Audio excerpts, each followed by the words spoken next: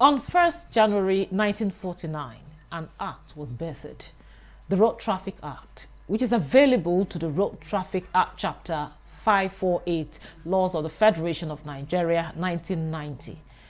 It is this act that gave birth to the Directorate of Road Traffic Services, also known as the Vehicle Inspection Office, VIO. Upon establishment, VIO was given a mandate. Prominent among them is to ensure the pre-registration, inspection of vehicles, ensuring cooperation with other agencies to enforce traffic rules and regulations, provide accessible emergency services, inculcate traffic rules through public education and advocacy, and maintain effective patrols on roads and highways.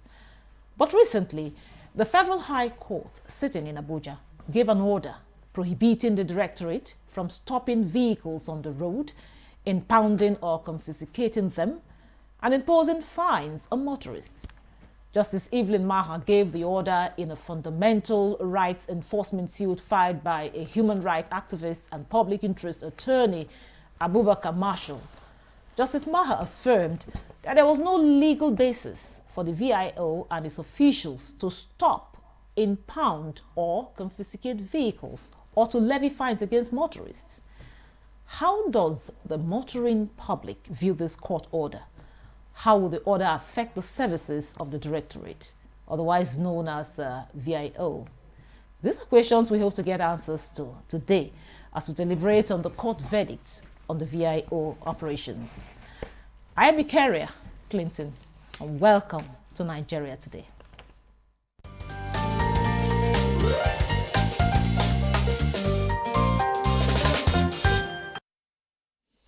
Now, joining us for this discussion is Mustafa Agbarere. He's a constitutional lawyer.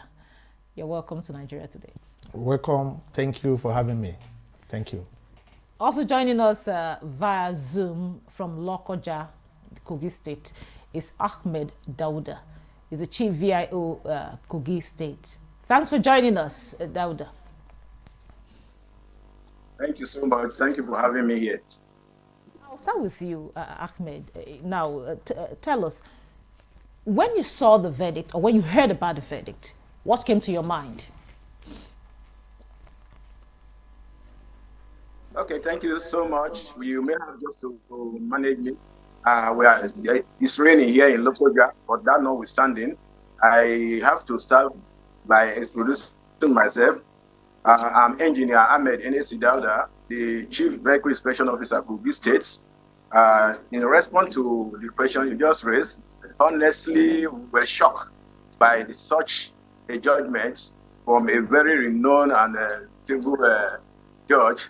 So we're not against that, but because we believe that we have respect for the judiciary and that we are going to respond to it appropriately. But then we believe that the judgment is just not a thing that we have to abide by, because it's not a judgment that have the best interest of the nation, the best interest of the people that flies the road, the best interest of the motorists that use the road, because vehicle inspection officers have to be on the road to do this job. If they are not on the road, there will be a lot of chaos, confusion, and accident on the road. So it was a shocking judgment and information we had. Now, having said that, you said it was a shock. Now, can you explain to us, Agbarere, the legal basis for the court's decision regarding the authority of the VIOs? Yes, thank you. Once again, I will start off from the shock reaction being expressed by the gentleman there. Yes, he must be shocked because you have two sides to the coins when you are in the court of law. Somebody is winning, the other one loses. Of course, one person will be happy, the other one will be sad. In his own case, they are sad. And he has expressed his own sadness, especially from the areas of the safety on the road, also that it is also not in the interest of the nation. No, let me tell you, judgment is judgment, and the sanctity of the court cannot be questioned. Yes, if you go through that judgment, you will see that it is infallible. Though nobody is invaluable here, but the judgment of the court are always invaluable. let me tell you, this judgment is a kind of a case which is having a collision with constitution. No law is superior to the constitution. The gentleman that filed the matter is using the provision of section 34 of the constitution and section 41. 34 with respect to right to fair hearing. That I was not, how can you impose fine on me and at the same time you are the judge in your own case, you are the one imposing and you are the collecting officer at the same time. And the fair hearing is that you must give me the right to express myself. You can't just convict me just like that. That is why we have these two Latin maxims of nemo judes in casu sua and audi utrem partem. Nemo judes that nobody can be a judge in his own case. At the same time that you must hear both parties. So he is saying that his right has been infringed upon by you impounding my vehicle, you also making levies against me that I should pay levies and I must pay it in your own corridor. He's now telling the court that the one thing that they have under the law establishing them is for them, number one, to inspect the vehicle. You can do that within your office. And it's making us to also get it right that if you go to what happens in the advanced countries, you won't see anybody on the road inspecting your vehicle. They make available things and they work within the confines of their office. It is only when you breach the law that they will now take you, and they will even take you to the court of law. It is the court of law that will now interpret the relevant provisions of the law. Like the Road Traffic Act that you just said, Section 601 of the Act makes provisions for penalty. 601 makes the penalties that must be paid by people. It talks about fine. It also talks about imprisonment. But it is not you, the authority, that is telling me that yes, I've defaulted. That will also now say I should be paying there. You take me to the court of law. Okay, thank you very much, yes. Agbare. Now, yes. Back to you, Ahmed. You had the explanation by the legal luminary here in the studio. Now, having heard all this explanation, would you say that your operation has been within the confines of the act that established your directorate? Yes, quite well. I think we are firmly rooted to do this job, because if you look at the background you have set just now, and we are also leveraging on the Constitution of the Federal Republic of Nigeria, where in Part 1, Section 1 to 3, Section 1, Subsection 1 to 3, and Part 2, Section 4, Section 1 to 3, and Section 7, ABC, where the function of the VIO has to come up in the Constitution, whereby the Constitution states that the work of the VIO is a residual matter. It's not on the concurrent list. It's not in the exclusive list. It is on the residual matter, where the states and the FCT have the right to legislate and form laws to be able to guide activities on the road. And this is exactly what the FCT has done, and which other states are also doing.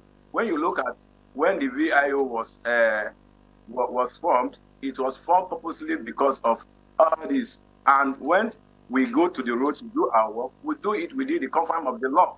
And when you see that this thing is a residual matter, every state will have to go back and domesticate this law in the states. And in my home state, Kogi State, we have been able to form a law by the National State Assembly, which was assented to by the governor of the state at that time, 2018, precisely October 16, by Governor His Excellency Yaya Adoza Bello, who signed the bill. And the bill was to provide for road traffic administration and make provision for road traffic vehicle inspection and in Kogi State and other connected purposes. So we are leveraging on this to do our job. And in that law, we are being empowered to do some certain things which I can also let you know, because when the law was enacted in the state, we were mandated to operate within the confines of that law. And that's exactly what we are doing in Kogi State. And I don't think we will have anything to violate the law if by the law that was assented to by the governor, we are working with it. So this is what we are doing. And in that law, I'll be able to tell you that we were to enforce traffic rules and regulations on the major highways in the states. So if we are doing this, and FCT is also replicating such a thing in FCT, because I have told you that FCT and states were having the constitutional mandate under individual matter to domesticate this law, which we are using. So thank you very much, Dauda. We've heard you, and we'll come back to you on that. I'm coming. We cannot enforce traffic rules without getting to the road. It is only on the road that you can enforce traffic rules and regulations. And we are supposed to cooperate and have synergy with. Okay. Thank you very much, Dauda. We'll come back to you on that. But right now, we'll take a short break and listen to a cross-section of Nigerians on this issue, as put together by Thomas Ogbetere. Don't go away.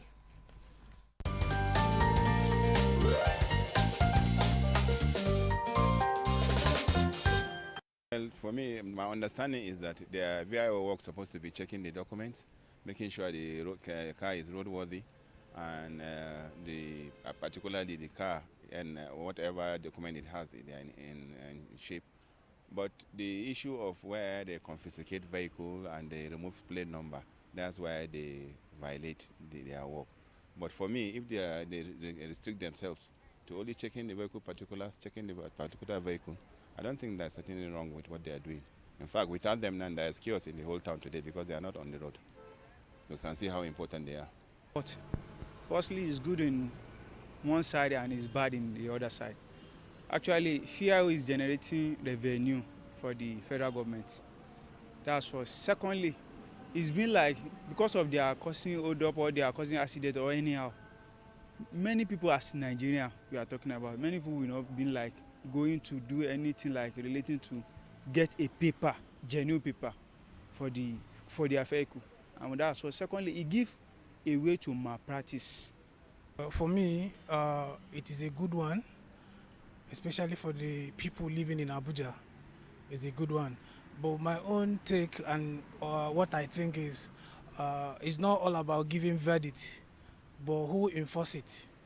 Can the government follow it up so that the people, the VIOs, they will not be on the road to maybe embarrassing the people, the motorists?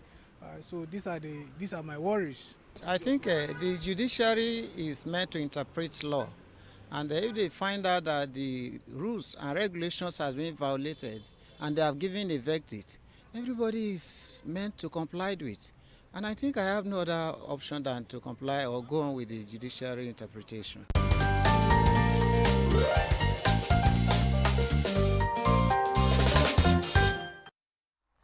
Welcome back. This is still Nigeria Today, and we're looking at the court verdict on the VIO operations. And of course, I have here with me in the studio a gentleman, a legal practitioner, and also via Zoom from Kogi State, we have another gentleman. Now, we had the reaction of the people. Yes. People are talking, people say, okay, it's a welcome development. However, sanity on our road. Yes. It's, how would this, what exactly should the following this ruling, what should the VIO change in their operation? Yes. The only thing they will change in their operation is for them to work within the confines of the law. I tell you, and I will keep to repeat it, I'm saying section 36 of the Constitution, fair hearing. 2, section 34, right to dignity of human person. Check also section 41, freedom of movement of Nigerians. These rights are immutable. No matter any law that a state passes or any National Assembly passes any law, if that law is in conflict with any provisions of the Constitution, of course, Constitution is the mother of all laws. It will prevail over them. So those laws are having violence with the Constitution. They are attacking the Constitution. That is why the judge is saying that our Constitution prevails. The man is saying that you impounded my vehicle, you imposed fine on me, without taking me to the court of law. So their legal department should brace up against the challenges that they are facing now. What the legal department will make them to understand is that they are only working within the confines of the law, and the law of the land, constitution, should prevail over them. Don't go to the road and impose fine. At the same time, you want the person to pay immediately in the name that you are generating funds for the federal government of Nigeria or for any state. That is number one. Number two, in the FCT, they are just a department. They call them VIO. VIO is not the name that the law calls them. Law only says vehicle inspection officer. Go and check the Road Traffic Act. Also check the National Road Traffic Regulation of 2012. They only call them VIO. Now FCT domesticated those laws and they make them under a department. That department is what we call Directorate of Road Transport Services under the FCTA. No, it's just a department. Okay. Yes. Sorry to cut you a little bit. Sorry to cut you. Yes.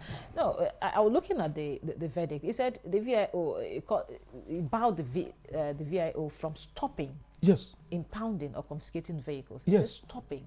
So if you don't stop a car, how do you inspect it? No. Because I was wondering. Inspection of the car should take place in their office.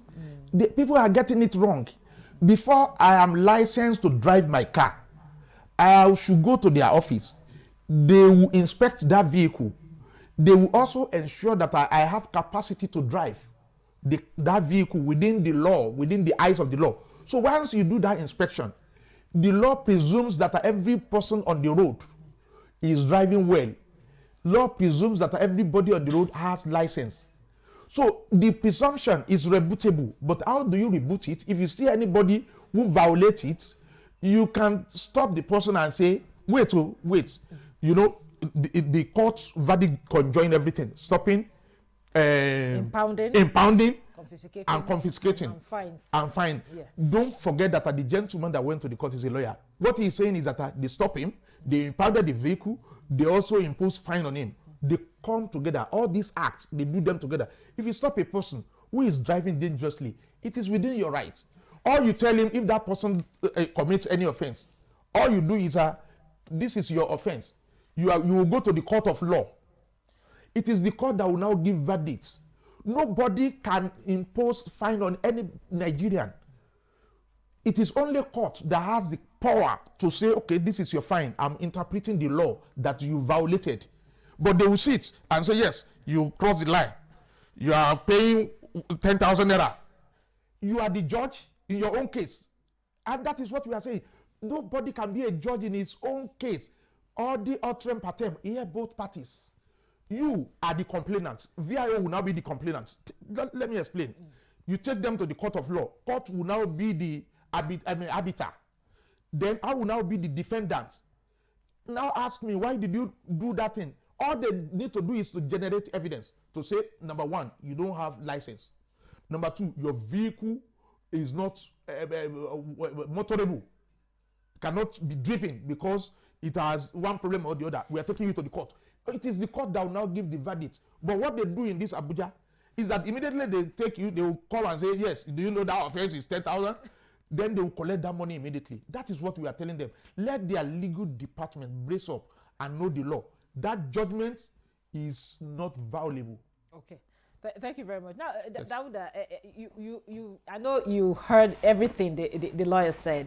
However, I know the court has said, okay, no impounding, no confiscating, no imposing fines on motorists, but there are other responsibilities that you have. Now, how might this decision impact your relationship, with the public and of course your other enforcement?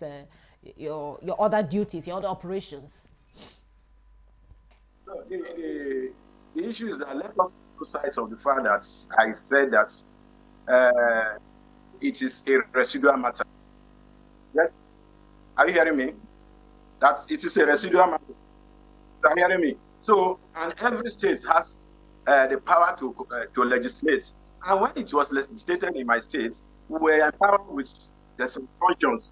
And one of the functions is that in section 2, we are empowered to impound vehicles which fails to meet the prescribed standards of traffic rules and regulation. it is the power of the VIO to direct that such vehicle be kept off the roads, and which we are doing.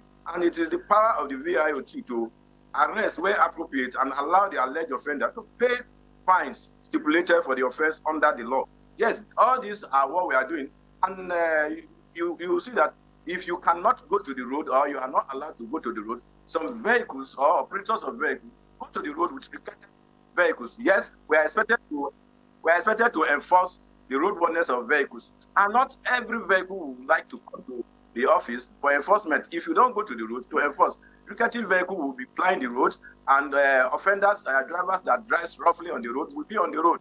And if you are not on the road to do this, where else can you do this? Nobody will come to the office for you to inspect his vehicle.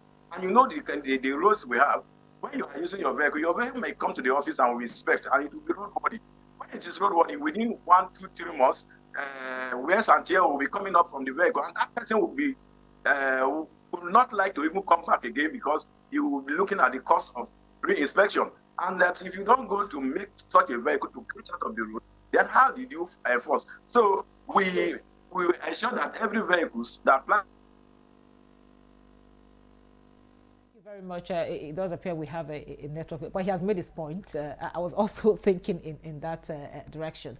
Not everybody will want to come to the office to get his or her vehicle inspected. Yes. You know the country we are in. You know, you have to kind of put in some kind of force, just like he mentioned.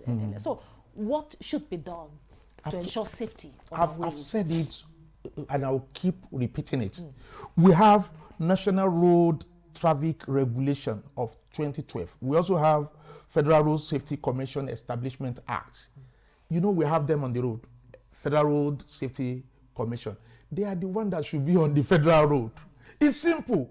Your work is inspection. They are just an inspectorate. Wait, and he's talking about laws. I'm not saying that it's not a residual capacity act. If your state makes any law, and that law is in direct violation of the Constitution, the mother of all laws, of course, that your law, to the extent of the inconsistency of that your law, it will be declared null and void. So it's an act, the act of the assembly, of the state assembly, that domesticated any law which is in contravention of the Constitution. Okay. Cannot stand. Okay. Let me tell you, our road will be safe. Oh, good. Our road will be safe. Are they telling everybody now to to do the belt? Nobody tells, because you know that road safeties people are thank you very much. But before we go, tell us, can they challenge this verdict? It's challengeable. It's not the court of final verdict. So that court is the court of first instance. That is Federal High Court. Let them go and test it at the Court of Appeal. If at the end of the day, Court of Appeal is also not satisfiable to them, if they are dissatisfied, they also have the final court of land, which is Supreme Court, to go and challenge the verdict. So they have right of appeal. Thank you very much. This is where we end today's episode of Nigeria Today on NTA News 24. We wish to appreciate our guests, a constitutional lawyer, Mustafa Agbarare. Thank you so much for coming on the program and for your input. And also we had via Zoom from Kogi State, Ahmed Dauda. He's the Chief VIO, Kogi State. Thank you so much for coming on the program. And thank you for being part of the program. Don't forget, Nigeria Today is every weekday at 7:30 p.m. on NTA News 24. You can also watch a repeat by 10 p.m. today, as well as other episodes on www.youtube.com/NTA News 24 Hub. I am Ikaria Clinton. Goodbye.